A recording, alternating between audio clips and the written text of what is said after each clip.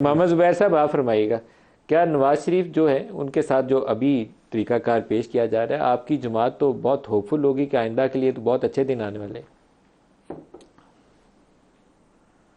मेरा ख्याल है जाहिर सी बात है, पाकिस्तानी सियासत में कोई भी प्रेडिक्ट नहीं कर सकता कि क्या होने वाला है। पूरी घूम के वापस उधर ही आके खड़ी होगी है जहाँ से 2017 में सिलसिला शुरू किया गया था। पहले तोड़ा गया, डराया गया, धमकाया गया, और जिस तरह आपने अपने इंट्रोडक्शन में कहा 2011 से वो प्रोसेस शुरू हुआ था इमरान खान को इनकरेज करते हुए, और उसी एस्टैब्लिशमेंट ने किया था।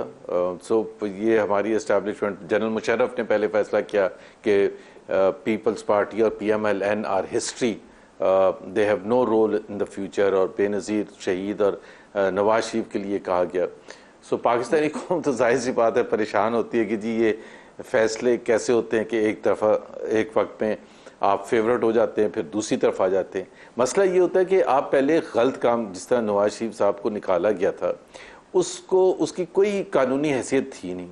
एक फ़ैसला किया गया कि फैसिलिटेट करना है इमरान खान को, प्रोजेक्ट इमरान खान लॉन्च किया गया, उसको सक्सेसफुल बनाने के लिए जाहिर सी बात है तबाह करना था, बर्बाद करना था PMLN को। और वो तबाही का सफ़र 2014 से शुरू हुआ था इन रियल सीरियस। उसकी जो एफर्ट थी, धरना जब किया गया था, उसके पीछे भी आपको पता है वो जनरल ज़हीरुल इस्लाम और दूसरे लोग शामिल थे।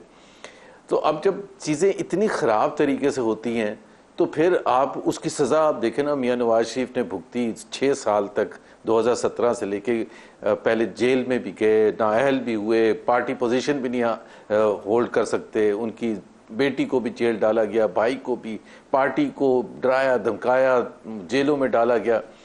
तो उसका अभी जो लोग हैरान होते हैं कि अभी ये कैसे एकदम से सब सही हो रहा है। एकदम से इसलिए सही हो रहा है कि उसकी कोई बेसिस थी नहीं। और ये हमेशा पाकिस्तान में होता है कि अगर उसका कोई बेसिस होता, कोई उसकी लीगल कोई सेंस होती कि जिसके बेसिस पर उनको नाअहल किया गया था, या उसमें कोई लीगैलिटी होती जो उनके ऊपर केसेस बनाए गए थे, तो वो फिर उसको कुछ टाइम लगता ठीक होने में। तो सब आज की एस्टैब्लिशमेंट रियलाइज़ करती है कि पिछली एस्टैब्लिशमेंट ने जो किया था वो सिर्फ नवाज शरीफ से या उनकी पार्टी से बदला नहीं लिया गया था, पाकिस्तान को नुकसान पहुंचाया गया था। Let Pakistan be run in the manner that the people of Pakistan decide. तो हम तो सिर्फ ये कह रहे हैं कि जो आज इतनी फैसिलिटेशन लग रही है, वो फैसिलिटेशन नहीं, हमें कोई फेवर नहीं मिल रही है।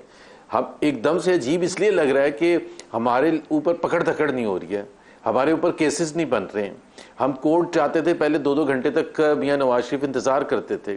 वही जज जो आज वो लोग कह रहे हैं सहूलतकार बन रहे हैं, वो दूसरी तरफ खड़े थे। अब वो किस वजह से खड़े थे, क्या कर रहे थे, सबसे ज़्यादा तो ये क्वेश्चन, या तो आंसर, इसका क्वेश्चन का आंसर नैब ने देना है या जजेस ने देना है, जुडिशल पूरी कम्युनिटी एज अ होल, चाहे वो सुप्रीम कोर्ट के जजेस हों या हाई कोर्ट के जजेस हों या सेशन कोर्ट के जजेस हों, कि किस तरह से ये प्रेशर लेके, जिस तरह जस्टिस सदीकी के पास जनरल फैज़ हमीद का पैगाम गया था, या वो खुद गए थे, मुझे याद नहीं है, कि जी हमारी 2 साल की मेहनत ज़ाया हो जाएगी अगर आपने कन्विक्शन ना की नवाज शरीफ के खिलाफ।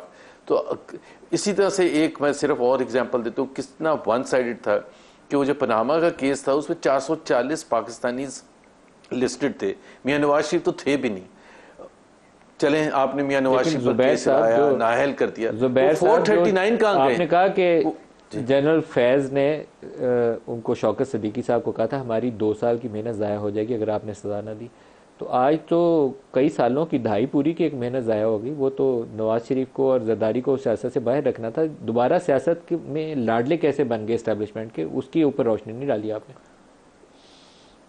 नहीं, मैं डालिए ना, वो ऐसे लग रहा है लाडले बन गए भाई। अभी वो पकड़ धकड़ और वो जो माहौल था वो नहीं है। There is no favour that we are seeking कि जी वो कैसे वहां मज़ार ये दुरुस्त नहीं है। जितना एक्स्ट्राऑर्डिनरी आप लोगों को सहूलत इस वक्त मिल रही है, शायद आपकी अपने भाई की हुकूमत में भी ना मिलती। ये तो जाने ही दें आप, ये तो एक्स्ट्राऑर्डिनरी सर्कमस्टांसेस है।